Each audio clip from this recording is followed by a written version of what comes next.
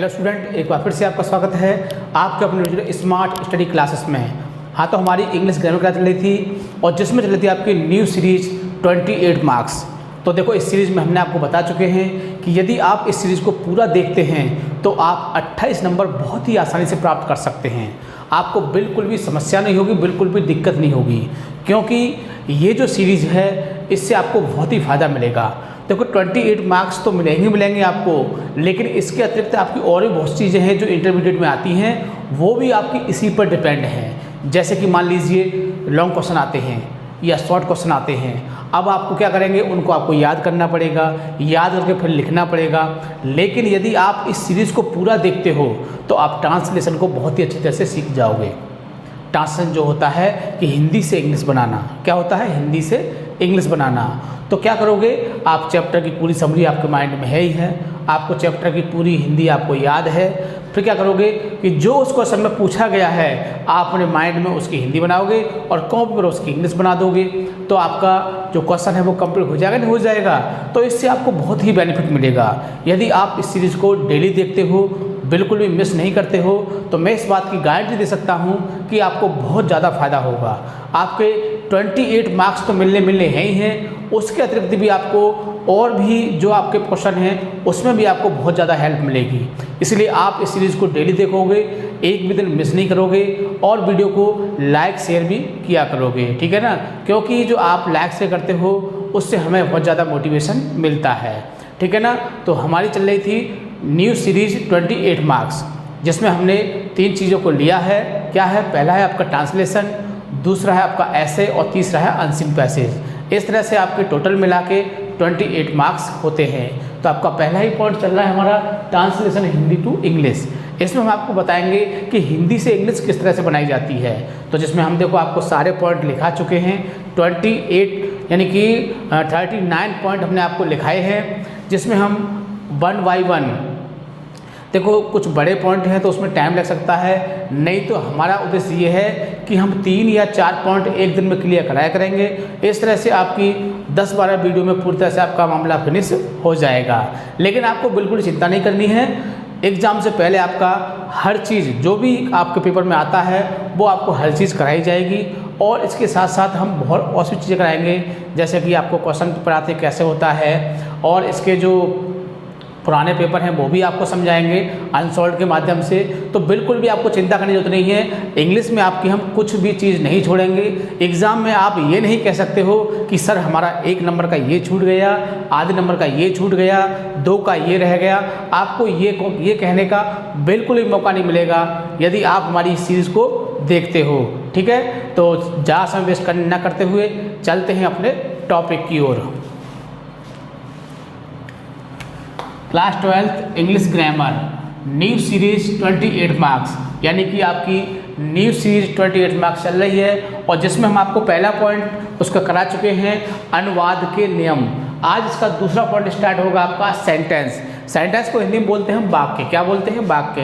क्योंकि देखो, हमको सेंटेंस के बारे में भी जानकारी होनी चाहिए। यदि हमको सेंटेंस के बारे में जानकारी नहीं है तो हम कुछ भी नहीं कर सकते हैं, क्योंकि जिस तरह से आप जानते हैं कि मैथ में बिना जोड़ घटाव गुणा भाग के कोई सवाल नहीं हो सकता है।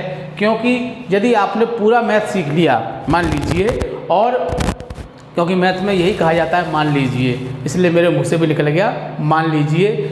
आपने पूरा मैथ कर लिया और आपने उसकी 4 क्रियाएं छोड़ दी, कौन सी वाली, जोड़ घटाओ गुणा भाग, ये आपको नहीं आते हैं मान लीजिए, तो मैं इस बात को दावे के साथ कह सकता हूँ कि आप किसी भी सवाल को पूरा नहीं कर सकते हो। क्योंकि सवाल के शुरू में नहीं तो बीच में, और बीच में नहीं तो अंत में आपको एक न एक चीज़ देखने को मिलेगी, या तो गुणा या प्लस या भाग और या फिर घटाओ, है ना। तो इन चारों में से कुछ न कुछ तो आपको करने को मिलेगा ही, और यदि आपको ये नहीं आते हैं तो आप कुछ भी नहीं कर सकते हैं। सेम कंडीशन है आपकी इंग्लिश की। यदि आपको सेंटेंस के बारे में, टेंस के बारे में जानकारी नहीं है तो आप कोर्स से संबंधित किसी भी चीज़ को नहीं कर सकते हैं। इसीलिए आपको क्या है, हर चीज़ की जानकारी होनी चाहिए, क्योंकि जब तक इनके बारे में जानकारी नहीं होगी आप आगे की चीज़ को नहीं समझ सकते हैं। इसलिए आपको इन चीज़ों को समझना होगा, ठीक है। तो स्टार्ट करते हैं सेंटेंस। तो तो सबसे पहले क्या होता है, सेंटेंस होता क्या है, थोड़ी सी जानकारी ले लीजिए। देखो जब कोई भाषा बनती है, ठीक है ना, जब कोई भाषा बनती है तो सबसे पहले क्या बनते हैं, अक्षर बनते हैं। क्या बनते हैं, अक्षर बनते हैं। जैसे कि इंग्लिश में देख लीजिए ABCD, हिंदी में कहें तो छोटा बड़ा। उसके बाद उन शब्दों से क्या, उन अक्षरों से क्या बनता है, शब्द बनता है। यदि हमने 2 शब्द 3 शब्द एक साथ मिला दिए तो शब्द बन जाते हैं। जैसे कि हमने CAT कैट, तो 3 अक्षरों को मिलाया तो कैट एक शब्द बन गया, है ना। DOG डॉग, 3 को मिलाया तो क्या बन गया, डॉग बन गया। इस तरह से जब कुछ अक्षरों को मिला देते हैं तो क्या बन जाता है, शब्द बन जाता है। और जब कुछ शब्दों को मिला देते हैं तो क्या बन जाता है, वो हमारा सेंटेंस बन जाता है। जैसे कि हमने 3-4 शब्द लिख दिए, जैसे हमने लिखा कि Ram has gone to house. अब देखो हमने 1 2 3 4 5 शब्द ले लिए, इसमें कितने ले लिए, 5 शब्द। तो है नहीं शब्द। जब हमने शब्द ले लिए तो क्या हो गया, अब इनको मिला कहेंगे तो क्या हो जाएगा हमारा, ये हमारा एक वाक्य हो जाएगा, ठीक है। और हमारी कहानी कहाँ शुरू होती है, वो वाक्य से ही शुरू होती है। इसलिए हमको वाक्य को ठीक से समझना है, ठीक है। तो इसको मैं थोड़ा रफ कर देता हूँ और फिर आगे बताते हैं आपको। तो कहानी कहाँ शुरू होगी आपकी, वाक्य से। और वाक्य को हिंदी में क्या बोलते हैं हम, इंग्लिश में क्या बोलते हैं, सेंटेंस। तो सबसे पहले क्या आएगी इसकी डेफिनेशन, क्या आती है, डेफिनेशन। क्योंकि डेफिनेशन जानना बहुत ही ज़रूरी है। वैसे तो आप समझ चुके होंगे कि कुछ शब्दों का मेल जिसका एक अर्थ हो उसे हम वाक्य कहते हैं, लेकिन लिखित में भी आपको हम बताएंगे ताकि आप इसको पूरी तरह समझ सकें। तो देखो इसकी डेफिनेशन होगी, a sentence is a group of some words which makes a complete sense। कह सकते हैं कि कुछ शब्दों का समूह जिसका एक अर्थ हो उसे वाक्य कहते हैं। यानी कि कुछ शब्दों का समूह जिसका एक अर्थ हो उसे हम क्या कहते हैं, वाक्य कहते हैं। हमने लिखा Dinesh has gone to school. तो देखो ये क्या है, कुछ शब्द हैं, 1 2 3 4 5 शब्द हैं और इसका एक अर्थ भी है। क्या है, दिनेश स्कूल जा चुका है ना। तो इसका एक अर्थ भी है। और जब अर्थ है तो क्या कहेंगे इसको हम, इसको इंग्लिश में कहेंगे हम सेंटेंस और हिंदी में कह देंगे इसको हम वाक्य। तो आप समझ चुके होंगे कि सेंटेंस क्या होता है, वाक्य क्या होता है, इस बात को आप समझ चुके होंगे। अब आता है काइंड्स ऑफ द सेंटेंस, यानी कि इसके प्रकार कह सकते हैं। तो कहेंगे काइंड्स ऑफ द सेंटेंस, यानी कि वाक्यों के प्रकार। क्या है, वाक्यों के प्रकार। तो वाक्य जो होते हैं मुख्य रूप से आपके 5 प्रकार के होते हैं। कितने होते हैं, 5 प्रकार के होते हैं। वाक्य जो होते हैं कितने होते हैं, 5 प्रकार के होते हैं। जिसमें पहला होता है आपका असर्टिव, दूसरा होता है आपका असर्टिव के 2 होते हैं, अफर्मेटिव और नेगेटिव, और दूसरा इंट्रोगेटिव, फिर इम्पेरेटिव, फिर एक्सक्लेमेटरी और फिर ऑप्टेटिव। एक बार मैं आपको लिख के समझा देता हूँ। पहला होता है आपका असर्टिव। असर्टिव के 2 होते हैं, अफर्मेटिव, दूसरा होता है आपका नेगेटिव, ठीक है। अब दूसरा होता है आपका इंटेरोगेटिव, तीसरा होता है आपका इम्पेरेटिव। ये सब क्या है आपके सेंटेंस, ठीक है ना। चौथा होता है आपका एक्सक्लेमेटरी सेंटेंस, और 5वां होता है आपका ऑप्टेटिव सेंटेंस। तो इस तरह से आपके सेंटेंस कितने होते हैं, 5 होते हैं। अब बात आती है कि सेंटेंस आपके 5 होते हैं। असर्टिव किसे कहते हैं, अफर्मेटिव किसे कहते हैं, नेगेटिव किसे कहते हैं, इंट्रोगेटिव क्या होता है, इंपेरेटिव किसे कहते हैं, एक्सक्लेमेटरी क्या होता है, ऑब्जेक्टिव क्या होता है। तो इनकी भी जानकारी होनी चाहिए, क्योंकि आगे चल के क्या होगा कि आपको बहुत सारे वाक्य मिलेंगे और आपसे कहा जाएगा कि बताइए इसमें इंट्रोगेटिव कौन सा है, नेगेटिव कौन सा है और आपका अफर्मेटिव कौन सा है। तो क्या कहोगे आप? यदि आपको जानकारी नहीं होगी तो आप उसको गलत कर दोगे, इसलिए इसकी जानकारी भी होनी आपको चाहिए। तो सबसे पहले आपको क्या होता है, हमारा असर्टिव होता है। क्या होता है? असर्टिव। चाहो तो इसका एक स्क्रीनशॉट ले सकते हो, इसके बाद मैं इसको रफ कर दूंगा। ठीक है, ले लिया? ओके।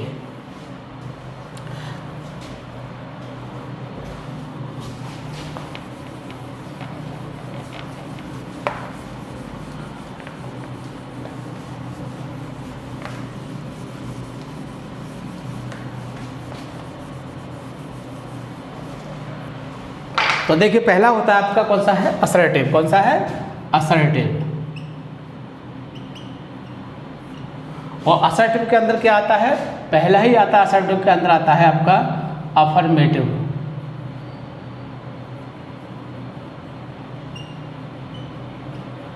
अब अफर्मेटिव किसे कहते हैं? कह सकते हैं जिन वाक्यों में किसी बात को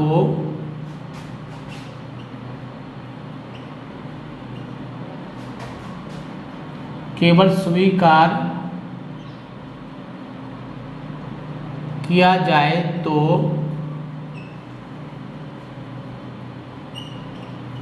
उसे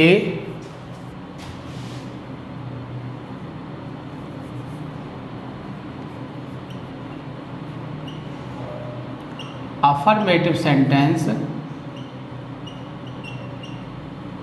कहते हैं। क्या होता है कि जिन वाक्यों में किसी बात को केवल स्वीकार किया जाए, यानी उस बात को मान लिया जाए, तो क्या होता है, वो हमारे अफर्मेटिव होते हैं। और सबसे मुख्य चीज़ क्या होती है? इसकी पहचान। क्या होती है? पहचान, जिसकी हमें जानकारी होनी चाहिए, क्योंकि सबसे खास बात है उसको पहचानना। तो पहचान बहुत ही ज़रूरी है। तो पहचान हो सकता है कि इन वाक्यों में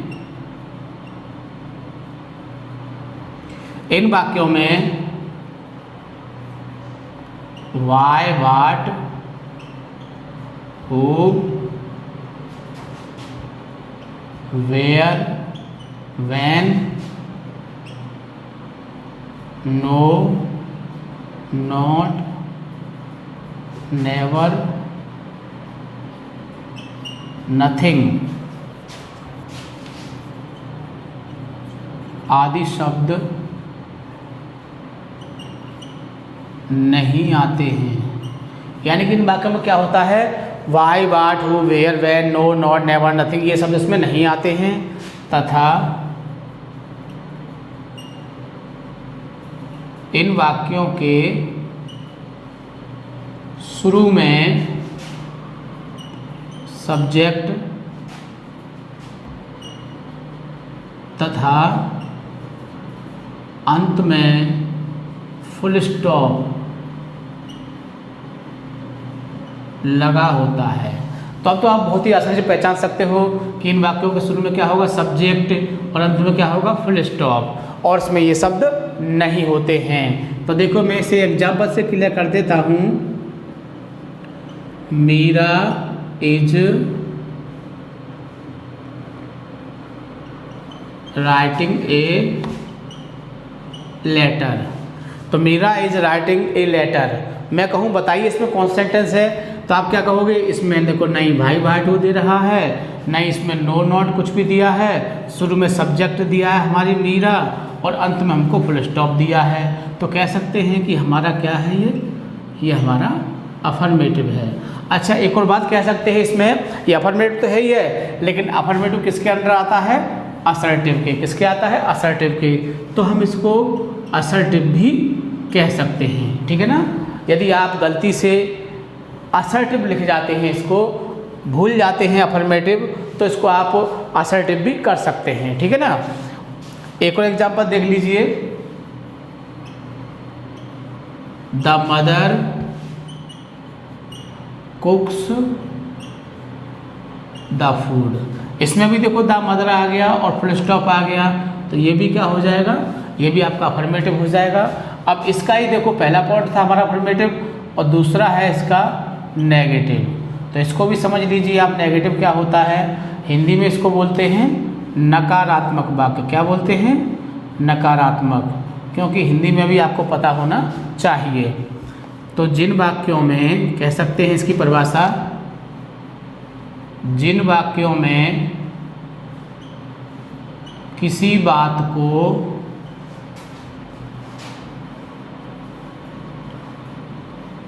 केवल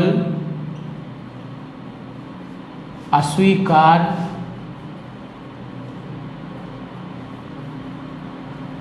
किया जाए तो उसे नेगेटिव सेंटेंस कहते हैं।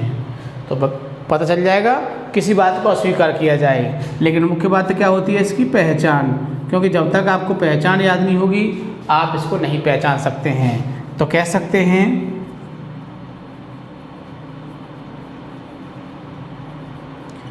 इन वाक्यों में no, not, never, nothing, neither, nor, until, unless,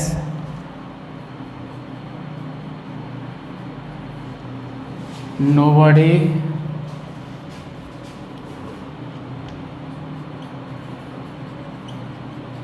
nowhere आदि शब्द दिए होते हैं। तो देखो यदि आपको ये शब्द पता होंगे तो आप बहुत ही आसानी से इसको पहचान सकते हैं कि ये नेगेटिव है या फिर और कोई सा है। तो देखो इसको हम एग्जांपल से क्लियर कर लेते हैं। Mahesh has not played the match. तो बताइए यदि मैं आपसे पूछूं कि बताइए इसमें कौन सा आपका सेंटेंस है, तो आप कहोगे कि ये नेगेटिव है, क्योंकि इसमें नॉट दिया हुआ है। तो क्या हो गया आपका, ये नेगेटिव हो गया। ठीक है ना, आप बहुत ही आसानी से इसको पहचान सकते हैं। एक और एग्जांपल देख लीजिए इसका। I have nothing to eat now. तो इसके बारे में पूछे कि ये नेगेटिव है, तो आप बहुत ही आसानी से कह दोगे कि इसमें नथिंग आ रहा है, तो ये भी आपका क्या होगा, नेगेटिव। ठीक है, तो देखिए आज आपका एक जो है सेंटेंस क्लियर हो चुका है। कौन सा वाला, असर्टिव। असर्टिव के दो हो गए, पहला था अफर्मेटिव, दूसरा था नेगेटिव। अब इसमें बचा है आपका इंटरोगेटिव, इंपेरेटिव, एक्सक्लेमेटरी, ऑब्जेक्टिव, है ना। आपके 4 रो बचे हैं। तो आज की वीडियो में हम केवल इतना ही कराएंगे, क्योंकि यदि हम ज़्यादा कराएंगे तो आप उसे याद नहीं कर पाओगे। लेकिन जब इसके छोटे छोटे पॉइंट आएंगे तो हम एक वीडियो में 4 पॉइंट आपके कवर कराएंगे, जिससे कि आपके जो 40 पॉइंट हैं वो बहुत ही जल्दी से जल्दी कवर हो सकें और आपका स्टोरी का पोर्शन शुरू हो सके। क्योंकि पहले हमें आपके रूल लिखाएंगे, रूल होने के बाद फिर हम आपको इसकी स्टोरी बताएंगे कि स्टोरी कैसे बनाते हैं, क्योंकि 10 मार्क्स की आती है स्टोरी। यदि आपकी स्टोरी छूट जाती है तो मान लो बहुत कुछ छूट गया, और स्टोरी बन जाती है तो आपके 10 मार्क्स आपके हाथ में हैं। इसलिए हम आपका एक भी मार्क्स नहीं छूटने देंगे। इंग्लिश में आप ये नहीं कह सकते हो कि सर हमारा 1 नंबर का पेपर रह गया, है ना। आपका जो भी आता है पेपर में हम सब कुछ कराएंगे। आप बस वीडियो को देखते रहें और वीडियो को लाइक या शेयर करते रहें। ठीक है, तो इनको आप बहुत अच्छी तरह से लर्न करोगे। मैं आपको पहले बता चुका हूँ कि हमारी जो न्यू सीरीज है 28 मार्क्स, इसको आपको डेली देखना है और इसकी एक भी वीडियो को मिस नहीं करना है। वीडियो को जितना हो सके ज़्यादा से ज़्यादा देखो, ताकि आपको सब कुछ बहुत ही आसानी से याद हो जाए। ठीक है, तो थैंक यू। जय हिंद, जय भारत।